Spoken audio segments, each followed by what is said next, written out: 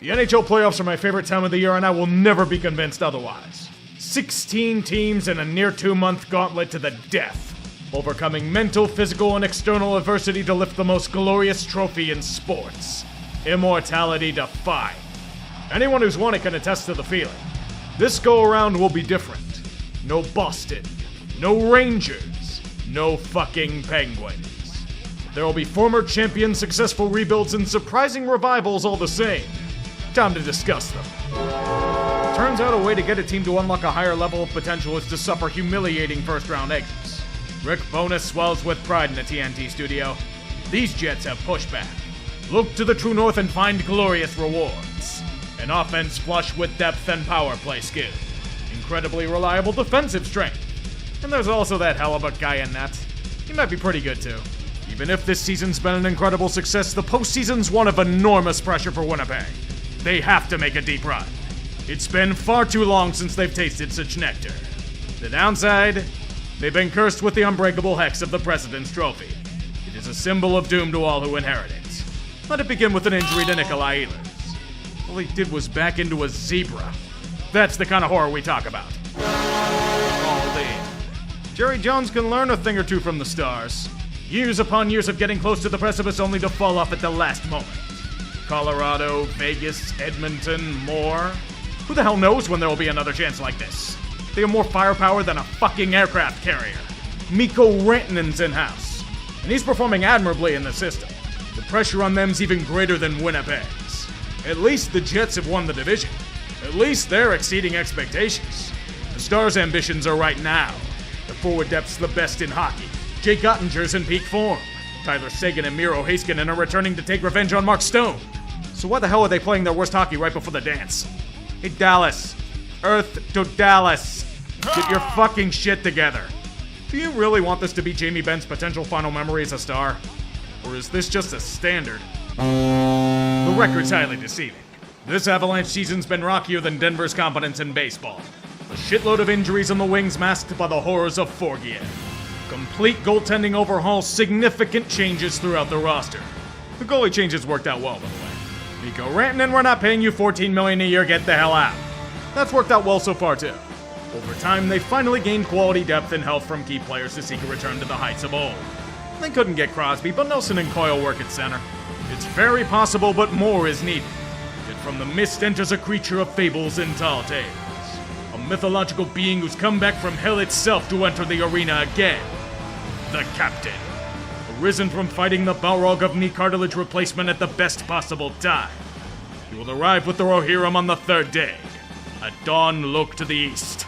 Who's firing their head coach after an early struggle, then finding incredible form to end the year as one of the hottest teams in hockey? Nope, certainly hasn't happened in their recent history. What has is their youth movement in the forward core, now featuring Jimmy Snuggerud from college. Although their defense is still full of veteran experience, including Cam Fowler, who's somehow become a godsend for their back end. Anaheim really is a black hole. Jordan Bennington, who the hell knows what you're gonna get with him? You either shut out a team or start punching everyone. They tried to scare us with a losing skid to end the year, but let's be real, it's Calgary. Do you really expect them to rise to the occasion? I know who will. Colton Parayko. He's back from injury. Adding that to what they have in stock right now, we thank Drew Bannister for the ultimate sacrifice. This team's giving me those Gloria vibes. Better shut them up quickly, Winnipeg. So you're telling me Vegas didn't thrust themselves balls deep into a big addition? I don't know this world. And again, did the Knights really need anything? Reclaiming the Pacific after it was stolen by Canucks tends to create peak momentum. It says something when a strong season is uneventful.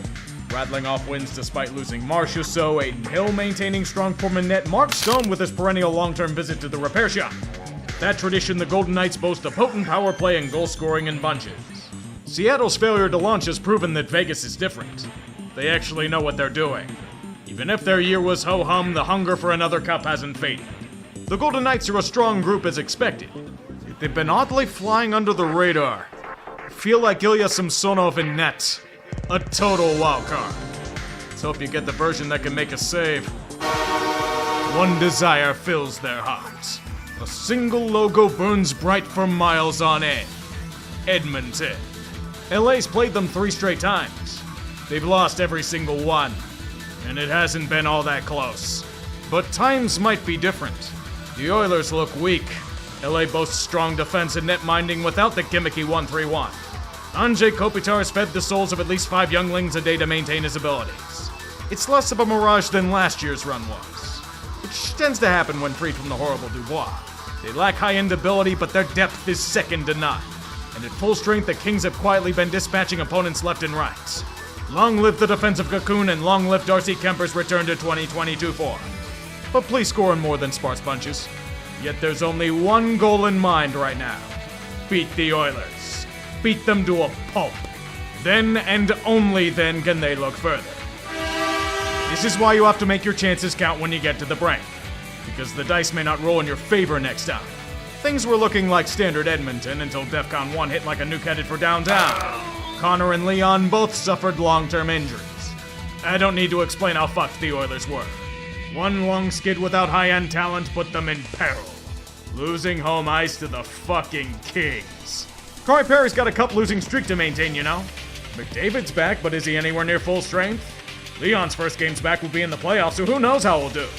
The only guarantee is Jeff Skinner getting his first taste of postseason hockey. Now, if Stuart Skinner could return to last postseason's form, that'd be great. You can't lose to fucking LA, boys. They're all but your property. You'll have to maintain narratives without Ekholm this time. Good luck. Their season might have been literally saved at the last minute. Their saviors were cleared from the emergency room just in time for April. Kaprizov and Eriksson Ek have returned. They're pretty much the only chance Minnesota has of doing anything. Wild without them, best dump their asses in a landfill. Yes, even for Fleury's farewell tour. The white-hot start to the year has tapered off into their greatest challenge of the season. The million-dollar question is one that's been asked for time eternal. Do they have enough? The Doubting Birds are singing their songs throughout the hockey world. They just can't shake the traditional narratives. Danila Yurov's gonna be a tremendous addition, but he isn't coming until next year. The fall harvest means nothing when the same shit keeps happening. The Wild should think about changing that. Congratulations to every mediocre franchise in the NHL. The Capitals have just given your executive branches endless fuel to stave off inevitable rebuilds. Years of middling performance and rotting away led to an epiphany. Bold moves were needed to return to relevance. As a result, the power of friendship is leveled up to a devastating attack. A new core has emerged from a variety of areas. Strong prospect development. Cast-offs from Chicago. Pierre-Luc Dubois! He's not lazy as shit here. Jacob Chikrin got extended long-term to go with Tom Wilson's eternally rent-free existence in the Metro. Yes, they are punching well above their weight, especially in net. And the Caps are running out of gas fast, but that might have been to surrender the President's Trophy hex to an unassuming host. Washington knows about that curse all too well. Hell, even if it all goes to shit, the season's a success. Ovi did the thing. He stands alone in the same amount of games that Gretzky played. Take that, you fuckers. So, crisis averted, I think? The Hurricanes lived up to their namesake this year. Just not the way they were hoping for. First, they couldn't tend the net early in the year. Then they couldn't tend to the ego of Mikko Rantanen. Now they can't tend to win anything. Playing the worst hockey they played all year. Extremely talented roster, elite penalty kill or not, it's hard to put your trust in them after past failures. So I'm just gonna say it. How are they gonna crush their fan spirit this year?